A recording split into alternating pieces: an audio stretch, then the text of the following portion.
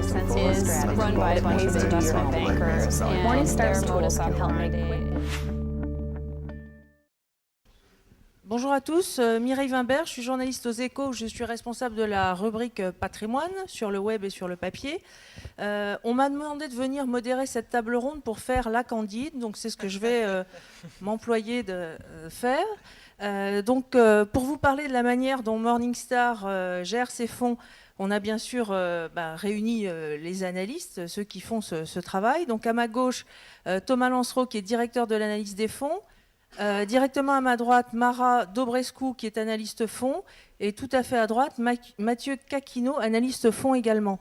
Donc je crois que Morningstar, vous notez environ 1100 fonds en Europe, ça, oui. Dont à peu près la moitié sont vendus en France. Oui, une grosse moitié. Oui. Donc effectivement, vous mettez des notes, ça c'est évident. Donc on a la note élite, supérieure, standard, inférieur, déficient, donc 5 catégories de notes. Ces notes, évidemment, s'accompagnent d'un rapport de gestion qui sont disponibles à tous. Il y a un petit résumé, je crois, sur morningstar.fr. Tout à fait. Et puis, les professionnels peuvent avoir accès au rapport d'études complet sur ces notes. Donc, la conférence de maintenant est vraiment destinée à à répondre aussi à vos questions sur la manière dont vous fonctionnez et la manière dont vous justement, mettez ces notes. Donc je propose que peut-être vous nous expliquiez d'abord de manière sommaire comment ça fonctionne et puis ensuite on rentrera dans le détail des différents points. D'accord. D'abord, je rappelle que c'est une notation indépendante. Morningstar n'est pas rémunéré par les sociétés de gestion pour noter les fonds. La manière dont on sélectionne les fonds, c'est d'abord sur un critère de taille. Plus le fonds est gros, plus a priori il intéresse le plus grand nombre d'investisseurs, donc il est intéressant pour nous à couvrir. Mais on ne s'interdit pas cependant de couvrir parfois des stratégies plus petites si on le pense qu'elles sont dignes d'intérêt pour les investisseurs. En termes d'équipe, nous avons une équipe de 28 analystes basés dans tous les pays d'Europe.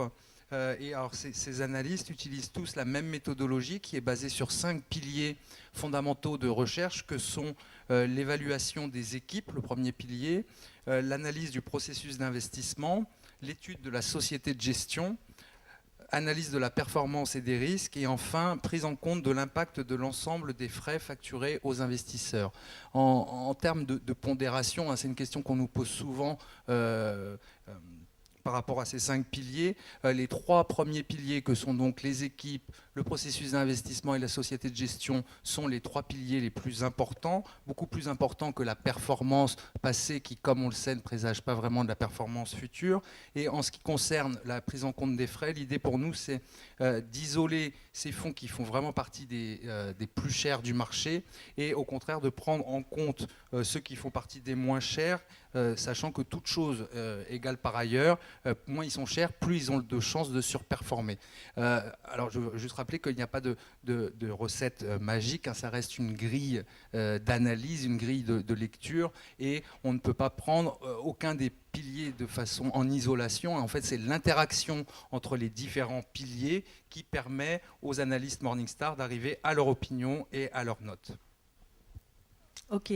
Quand vous présentez effectivement votre activité, vous nous parlez de notation qualitative. Donc je voulais vous demander justement la performance. La performance et le qualitatif, comment est-ce que ça s'articule tout ça? Oui, la performance, on la regarde bien sûr. Alors, encore une fois, on la regarde d'une façon, je dirais, qualitative, dans le sens où on la regarde bien sûr en niveau absolu et relatif, mais on essaie aussi de comprendre la cohérence de la performance par rapport à la stratégie annoncée et par rapport aux conditions de marché. Et on cherche toujours à comprendre d'où vient la performance. Alors pour ça, on a des outils d'attribution de performance et de risque. Et ça nous permet vraiment véritablement de savoir d'où vient la performance d'un fonds. Je crois que l'idée sous-jacente aussi dans notre analyse de la performance, c'est d'aider les investisseurs à avoir des attentes raisonnables par rapport aux fonds dans lesquels ils investissent.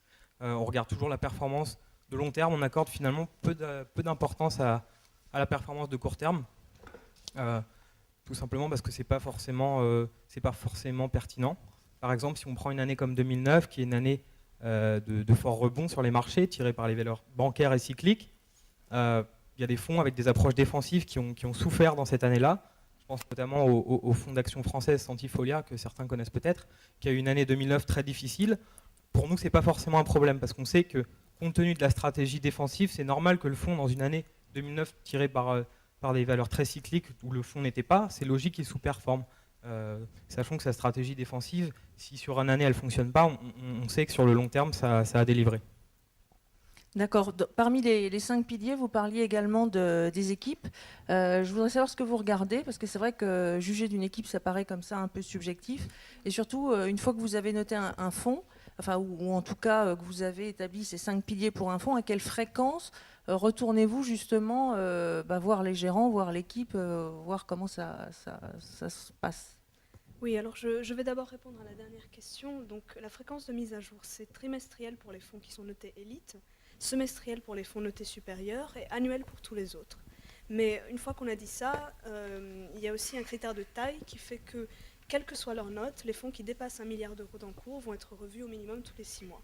Pourquoi ? Eh bien, c'est la même raison qu'évoquait Thomas tout à l'heure, c'est que comme les investisseurs sont vraiment au cœur de notre approche, on estime que les fonds les plus gros sont ceux qui intéressent a priori le plus grand nombre.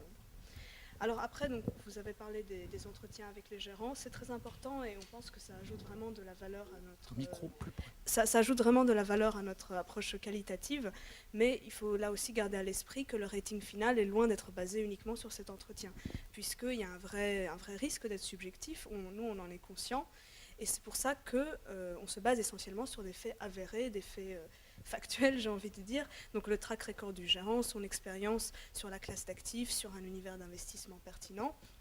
Et une question qu'on pose aussi, c'est si le gérant investit à titre personnel dans le fonds qu'il gère. Donc ça, pour nous, c'est vraiment un signe de conviction et d'engagement aux côtés des investisseurs. Bon, donc une fois qu'on a dit ça, concrètement, qu'est-ce qu'on regarde quand on note les équipes? Donc en premier lieu, l'expérience. J'ai déjà parlé de ce point auparavant. Et là, une bonne question qu'il faut se poser, c'est si le gérant, au cours de son expérience précédente, a connu un cycle de marché complet pour pouvoir y éprouver sa stratégie et donc savoir comment elle va réagir en fonction des conditions de marché. Ensuite, le deuxième point qu'on regarde, c'est les ressources analytiques qui sont à la disposition du gérant.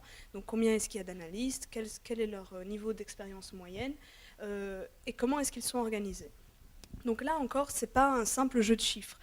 C'est évident qu'on ne cherche pas à avoir un nombre d'analystes en absolu. Ce qu'on veut vraiment voir, c'est une adéquation entre les moyens qui sont à la disposition du gérant et l'objectif qui s'est fixé. C'est évident que vous n'allez pas avoir le même nombre d'analystes pour un fonds, par exemple, d'obligations corporate, où là, il faut vraiment aller faire de la sélection de crédits très pointue, et pour un fonds d'obligations gouvernementales, où là, c'est essentiellement macro, et vous n'avez pas besoin d'avoir 50 économistes. Il suffit d'en avoir un, s'il est bon, ça suffit. Donc c'est le genre de choses qu'on regarde. Et j'aimerais juste ajouter un dernier point sur les ressources analytiques, c'est que nous, pour évaluer en fait la qualité de ces ressources, on se réfère aussi à une base de comparaison pan-européenne. Et c'est vrai que sur une base pan-européenne, vous avez des grandes sociétés, des poids lourds de la gestion, une société comme BlackRock par exemple, qui ont à disposition vraiment un grand nombre d'analystes avec une vraie expertise, notamment sur des secteurs très pointus comme l'énergie, comme les matières premières. Et là, leur expertise est vraiment redoutable.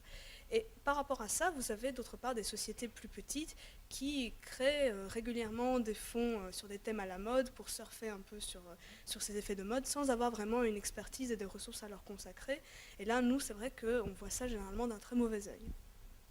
Voilà, et puis, bon, dernière chose, peut-être plus que la taille des effectifs d'une équipe, nous, ce qui nous importe, c'est la stabilité de ses membres et également la qualité de l'interaction entre eux. C'est pour ça que c'est vraiment qualitatif. Et pour un gérant, justement, enfin, dans les sociétés de gestion, quand vous dites stabilité, la stabilité, c'est, enfin, une stabilité moyenne, c'est quoi? Enfin, qu'est-ce que vous estimez stable? Il faut que l'équipe soit là ou depuis... c'est quoi la stabilité pour vous? C'est 2 ans, 3 ans? En fait, bon, tout ça, ça dépend aussi de l'horizon d'investissement qui est propre au fonds, qui est propre à la classe d'actifs. Comme nous, on regarde la performance sur une très longue période, voilà, on est plus sur des durées de 3 à 5 ans minimum, vraiment minimum. Mais c'est vrai qu'une société de gestion où on voit beaucoup de départs, beaucoup d'arrivées, ça aussi c'est un signe d'inquiétude pour nous. Voilà. Et donc, juste pour finir sur la taille des effectifs, si une équipe commence à s'étoffer, ce simple fait d'avoir des recrutements, ça n'entraîne pas chez nous à une augmentation de la note. Il faut vraiment attendre de voir si ça se traduit par une efficacité accrue dans la durée, et c'est pour ça qu'on aime surveiller sur le plus long terme. Merci Mara. Une question maintenant pour Mathieu. Autre pilier, le process. Finalement, est-ce qu'un gérant n'est pas capable de faire évoluer son style en fonction des conditions de marché? Qu'est-ce que le process vient faire là-dedans? Le gérant, il est capable, peut faire évoluer son style de gestion en fonction des conditions de marché. Maintenant, ce qu'on remarque, c'est que c'est extrêmement rare dans les faits de voir un gérant qui est capable d'adapter son style de gestion en parfaite adéquation avec les conditions de marché.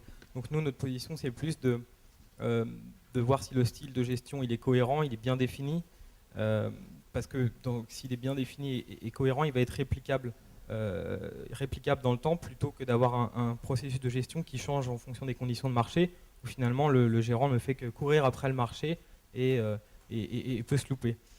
Et d'un point de vue de l'investisseur, c'est aussi important pour lui de pouvoir s'appuyer sur des fonds avec des styles d'investissement très bien définis, parce que dans ce cas-là, il peut combiner des fonds différents, il sait à quoi s'attendre par rapport aux fonds dans lesquels il investit, et ça lui permet de construire un portefeuille diversifié. Par exemple, si on prend un investisseur qui investirait dans un fonds comme Gest Europe, qui est un fonds dont on a parlé ce matin, qui est investi sur les valeurs de croissance de qualité, et puis à côté de ça, il va investir sur un fonds comme Métropole Sélection, par exemple, qui est un fonds très value, donc investi sur les valeurs des côtés. Le fait d'avoir ces deux fonds en portefeuille qui ont des moteurs de performance différents, ça va lui permettre d'avoir un portefeuille bien diversifié. Donc voilà. Et après, au niveau de l'analyse de la stratégie que nous, on fait chez Morningstar, c'est finalement assez simple, il n'y a rien de miraculeux. Elle se décline en 3 points principaux. Le premier point, c'est de bien comprendre la philosophie d'investissement du gérant. Donc on cherche concrètement qu'est-ce qu'il cherche à faire, quel est son avantage compétitif, qu'est-ce qui le distingue de ses concurrents, et puis s'il y a une certaine discipline dans son approche. Parce s'il y a une discipline dans son approche, on sait qu'il va être capable de la répliquer dans le temps. Le deuxième point d'analyse sur la stratégie concerne l'exécution, parce qu'on peut avoir des stratégies qui sont magnifiques sur le papier, mais qui en réalité se retrouvent complètement impraticables, impossibles à mettre en œuvre. Et là, notamment, on regarde les coûts de transaction générés par la stratégie. Parce qu'on peut avoir une stratégie qui a beaucoup de turnover, c'est-à-dire qui achète et qui vend beaucoup de titres, ça génère des coûts de transaction, et ces coûts de transaction peuvent venir manger la surperformance. Donc c'est toujours important de regarder cet aspect, de voir si la stratégie elle peut être mise en pratique sans réduire l'essence même de ce qui doit générer la performance. Et enfin, le dernier point d'analyse concerne l'analyse du portefeuille du fonds en lui-même. Donc on analyse les inventaires de portefeuille, et là on cherche à voir la cohérence entre ce qu'il y a dans le portefeuille et la stratégie annoncée. Tout simplement, par exemple,